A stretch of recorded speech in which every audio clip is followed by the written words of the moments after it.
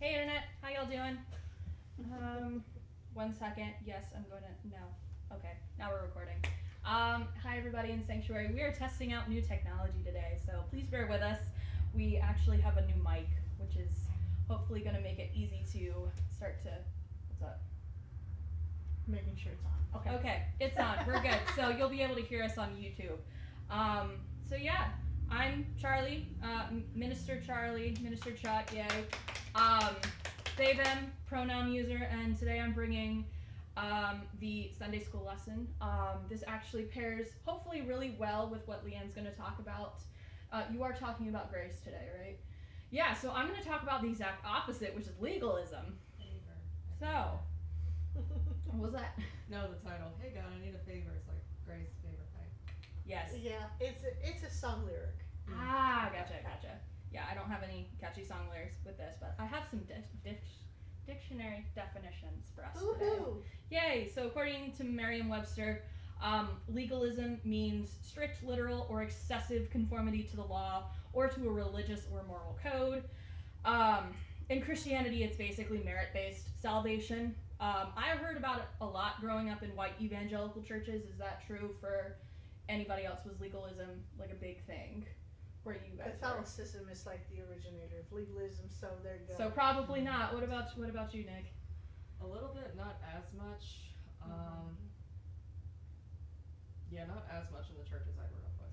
It's interesting that it seems to be like a very white evangelical thing, because that's pretty much all of where I've heard about it. Well, I would be fair though, having been in black churches, they can be pretty legalistic. They Okay, can, fair. Maybe the ones that you were in were not that bad, but I have been in ones where they had a lot of rules. Okay. Alright, so whether or not you're familiar with legalism, we're still going to dive into it because it'll be really helpful when Leanne presents her. We already hear a sigh, so this is going to be fun. Because you're in my message. Go on. Well, I'm sorry. That's kind of what happens when we overlap Yeah, I know. things. Another definition, so we have legalism as merit-based salvation. It could also be the belief in following the letter of the law rather than the spirit of it, which is what Jesus accused the religious leaders of his day of doing, which I will get into that in just a minute.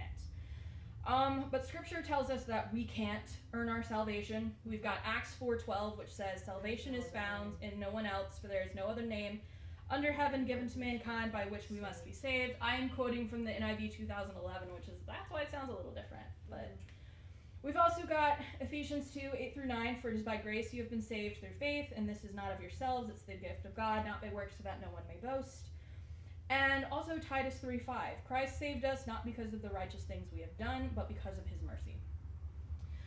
These are just the three of the most on the nose examples I could find, but there are so many others where it's like where Jesus or God is like, "Hey, you can't do this on your own." Which leads me into Jesus talking to the religious leaders of his day. So legalism isn't new to Christianity or to Judaism. So I go into a breakdown of the Pharisees and the Sadducees in the first century over here. Like I said, long before evangelical Christianity came around, Pharisees were the first to be in the world, not of it. So the Pharisees were basically a political movement that rose to power in the 2nd century BC. Now, were they... let me see. Were they the ones who... yes, so they rose to power during the Maccabean revolt. Is that correct? Maccabean, thank you. Against Greek influence on Jewish life. So if you've happened to hear of 1st and 2nd Maccabees, or Hanukkah. Yeah, I was going to say the tradition of Hanukkah comes out of this political movement, or I guess rather the opposite. But anyway, Pharisees were very against the secularization of Judaism. They were just like, you cannot Hellenize us, no Greek influence. They believed Jewish practice was an everyday thing and not just on the Sabbath. And then they developed strict interpretations of the law as a result. So they were like the evangelicals of They today. basically were, yes. I was reading all this and I was like, wow, it's just, white evangelicals, but just, 2,000 years ago across the world, right? So Sadducees, interestingly, I knew nothing about the Sadducees until I started like researching this. They were like the exact opposite. So they were all for embracing secular, which at that point was like Greek and Roman lifestyles. They also held positions of power in the government and military, and they were often tremendously wealthy. So I actually looked up a lot of this information on BibleStudyTools.com. There is an insightful article that I sourced from here. I will put it in the chat, so join our Discord to get all of the really nice resources, right? So the Sadducees were basically compared to a priestly class, even though it wasn't all chief priests. They were mostly wealthy individuals, think nobles and merchants as well. So they were basically, I guess, the millionaires and billionaires of their day, right? Yeah, so they were just like, yes, we want to embrace secular influence. They held prominent government positions. If you've been keeping up with the Supreme Court stuff, it sounds kind of familiar. What I thought was very interesting, what I thought was very interesting is that the Sadducees, unlike the Pharisees, who I believe because they were working class, they were like very much about an oral tradition. The Sadducees were like, nah, the law has to be written down. And so with a law being written down, it's more easy to nitpick. And if I may also add, the liberals. yes, and if I may also add, the Sadducees had kind of an elitism about it, obviously because they were wealthy, but if you have a written law at a time when very few people can read, you're making the law very inaccessible to a lot of people. So, interestingly, these two groups hated each other. I'm talking like the Montagues and the Capulets, the Hatfields and the McCoys, or if you're a Borderlands player like me, the Hodunks and the Zaffords, like these guys just couldn't stand each other. And yet they came together to join forces to silence Jesus, which really says a lot about what Jesus was teaching. So, why did they decide, like, despite everything, to join forces? Well, Jesus in part called them out on their legalism. And also like challenged their control of everything, but that's not something we'll necessarily talk about today. I have cited, this is kind of backwards, unfortunately for y'all on the internet, but I will read all of this out for you. So going into specific rebukes of the Pharisees. So Matthew 23 is basically Jesus just dunking on the Pharisees the entire time. But I want to point out specifically in verse 23, you give a tenth of your spices, mint, dill, and cumin, but you have neglected the more important matters of the law, justice, mercy, and faithfulness. So requiring a 10% tithe on everything, including spices, was like, I guess, something that the Pharisees were like, yes, this is what we must do to become righteous. And Jesus is like, nah, you forgot the most important matters. So Jesus called them out for making the lesser rules of the law a priority. This also comes well after the passage about the two greatest commandments, which I will also talk about later in Sunday school.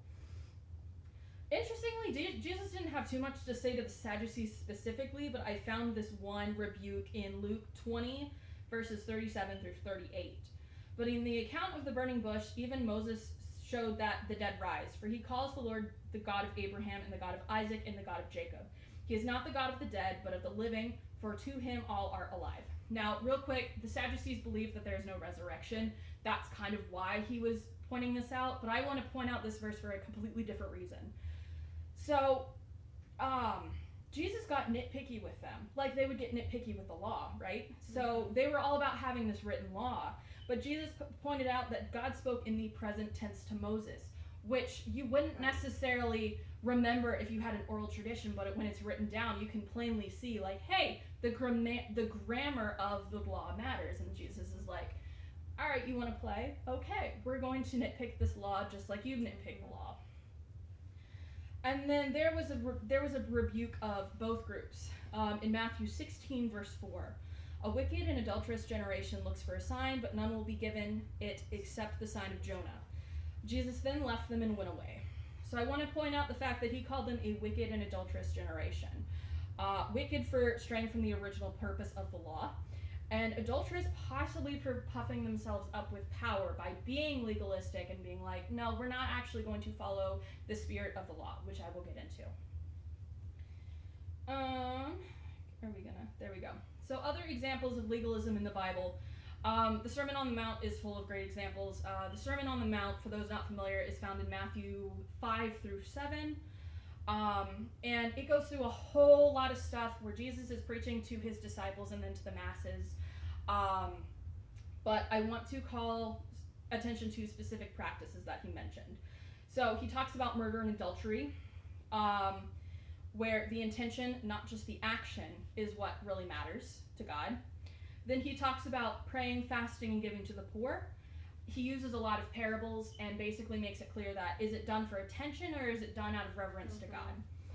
And then into what I feel like is a very famous passage that a lot of people overlook these days is the whole judging others passage, where everyone is blind to their own sins and shortcomings. So basically, legalism leaves no room for grace. And I'm going to read a passage from Matthew 5:17 through 20. Do not think that I have come to abolish the law or the prophets. I have not come to abolish them, but to fulfill them. For truly I tell you, until heaven and earth disappear, not the smallest letter, not the least stroke of a pen will by any means disappear from the law until everything is accomplished. Therefore, anyone who sets aside one of the least of these commands and teaches others accordingly will be called least in the kingdom of heaven. But whoever practices and teaches these commands will be called great in the kingdom of heaven. For I tell you that unless your righteousness surpasses those of the Pharisees and the teachers of the law, you will certainly not enter the kingdom of heaven. So right here, Jesus is saying the law is important. Let me emphasize, he's talking about not the smallest letter, not the least stroke of a pen will by any means disappear from the law. Given what we knew about the Sadducees and their preference for a written law, this seems like Jesus is calling them out specifically again. However, Jesus uses hyperbole here in the last passage, which is bolded, about the righteousness having to surpass them, to describe how impossible a merit-based salvation would be. So, what was the point of the law then? So, God knew what people were capable of.